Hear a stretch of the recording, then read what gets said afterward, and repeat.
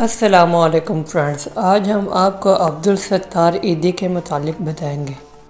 عبدالستار ایدھی 1 جنوری 1928 میں بھارت کی ریاست گجرات کے شہر بانٹوا میں پیدا ہوئے۔ آپ کے والد کپڑوں کے تاجر تھے جو مڈل کلاس فیملی سے تعلق رکھتے تھے۔ وہ پیدائشی لیڈر تھے اور شروع سے ہی اپنے دوستوں کے چھوٹے چھوٹے کام اور کھیل تماشے کرنے پر حوصلہ افزائی کرتے تھے۔ جب ان کی ماں ان کو اسکول جاتے وقت 2 پیسے دیتی تو وہ ان میں سے 1 پیسہ خرچ کر لیتے اور دوسرا پیسہ غریبوں پر صرف کر دیتے تھے۔ 11 سال کی عمر میں انہوں نے اپنی ماں کی دیکھ بھال کا کام سنبھال لیا، جو شدید قسم کی ذیابطیس کی بیماری میں مبتلا تھی۔ چھوٹی عمر میں ہی انہوں نے اپنے سے پہلے دوسروں کی مدد کرنا سیکھ لی، جو آگے کی زندگی کے لیے کامیابی کی کنجی ثابت ہوئی۔ 1947 میں تقسیم ہند کے بعد ان کا خاندان بھارت سے ہجرت کر کے پاکستان آیا اور کراچی میں آباد ہوا۔ 1951 میں آپ نے اپنی جمع پونجی سے ایک چھوٹی سی دکان خریدی اور اس دکان میں آپ نے ایک ڈاکٹر کی مدد سے چھوٹی سی ڈسپنسری کھولی۔ اس کے علاوہ آپ نے جہاں اپنے دوستوں کو تدریس کی طرف بھی راغب کیا، آپ نے سادہ طرز زندگی اپنایا اور ڈسپنسری کے سامنے ہی بینچ پر سو جاتے تاکہ بوقت ضرورت پر فوری طور پر مدد کو پہنچ سکے۔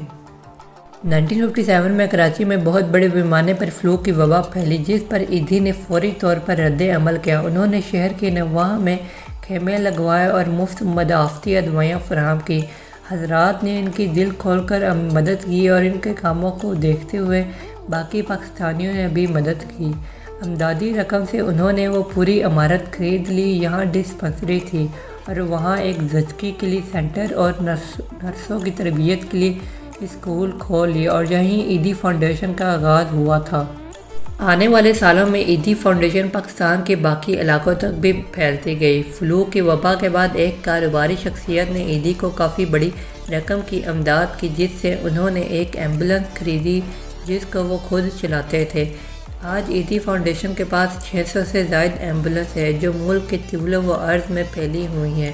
کراچی اور اندرونی سندھ میں امداد کے لیے وہ خود روانہ ہوتے ہیں۔ ہسپتال اور ایمبولینس خدمات کے علاوہ ایدھی فاؤنڈیشن نے کلینک، زچگی گھر، پاگل خانے، مزدوروں کے لیے گھر، بلڈ بینک، یتیم خانے، لاوارث بچوں کو گود لینے کی مراکز، پناہ گاہیں اور اسکول کھولے ہیں۔ فاؤنڈیشن نے صرف پاکستان میں ہی نہیں بلکہ بین الاقوامی سطح پر ترقی کی ہے۔ اسلامی دنیا میں ایدھی فاؤنڈیشن ہر مصیبت اور مشکل وقت میں اہم مدد فراہم کرتا ہے۔ یہاں امداد اور نگرانی ایدھی حضرات خود متاثرہ ممالک میں جا کر کرتے ہیں۔ پاکستان کے علاوہ فاؤنڈیشن جن ممالک میں کام کر رہی ہیں، ان میں سے چند نام افغانستان، عراق، بوسنیا، سویڈن وغیرہ ملک ہے۔ 16 اگست 2006 کو بلقیس ایدھی اور کبریٰ ایدھی کی جانب سے ایدھی انٹرنیشنل ایمبولینس فاؤنڈیشن کے قیام کا اعلان کیا گیا۔ آج پاکستان کے علاوہ اسلامی دنیا میں بھی ایدھی نے ایک غیر خودغرض اور محترم شخص کے طور پر شہرت پائی ہے۔ شہرت اور عزت کے باوجود انہوں نے اپنی سادہ زندگی کو ترک نہیں کیا۔ وہ سادہ روایتی پاکستانی لباس پہنتے ہیں جو صرف 1 یا 2 ان کی ملکیت ہے۔ اس کے علاوہ ان کی ملکیت کھلے جوتے کا ایک جوڑا ہے جس کو سابقہ 20 سال سے استعمال کر رہے ہیں، اور یہ بھی حقیقت ہے کہ ایدھی فاؤنڈیشن کا بجٹ 1 کروڑ ہے، جس میں سے وہ اپنی ذات پر 1 پیسہ بھی نہیں خرچ کرتے۔ آپ کے بیٹے فیصل بتاتے ہیں کہ جب افغانستان میں مرکز کا افتتاح کیا جا رہا تھا تو عملہ نے مہمانوں اور صحافیوں کو بیٹھنے کے لیے کرسیاں خرید لی۔ جب ایدھی وہاں آئے تو وہ اس بات پر سخت خفا ہوئے کہ کیونکہ ان کے خیال میں یہ رقم کسی ضرورت مند کی مدد پر خرچ کی جا سکتی تھی۔ آج ایدھی فاؤنڈیشن ترقی کی راہ پر گامزن ہے۔ ایدھی مستقبل کی طرف دیکھتے ہوئے کہتے ہیں کہ وہ پاکستان کے ہر 500 کلومیٹر پر ہسپتال تعمیر کرنا چاہتے ہیں۔ اگرچہ ان کو احترام کے طور پر مولانا کا لقب دیا گیا ہے، لیکن وہ ذاتی طور پر اس لقب کو پسند نہیں کرتے ہیں۔ عبدالستار ایدھی کی خدمات کی وجہ سے انہیں قومی اعزازات اور بین الاقوامی اعزازات سے نوازا گیا۔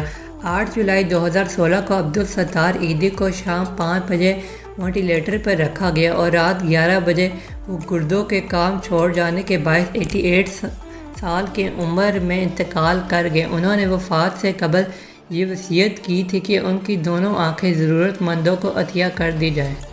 آئی ہوپ آپ کو میری ویڈیو پسند آئی ہوگی۔ لائک اور شیئر کرنا مت بھولیے گا اور سبسکرائب دبا کر بیل آئیکن کا بٹن دبانا مت بھولیے گا۔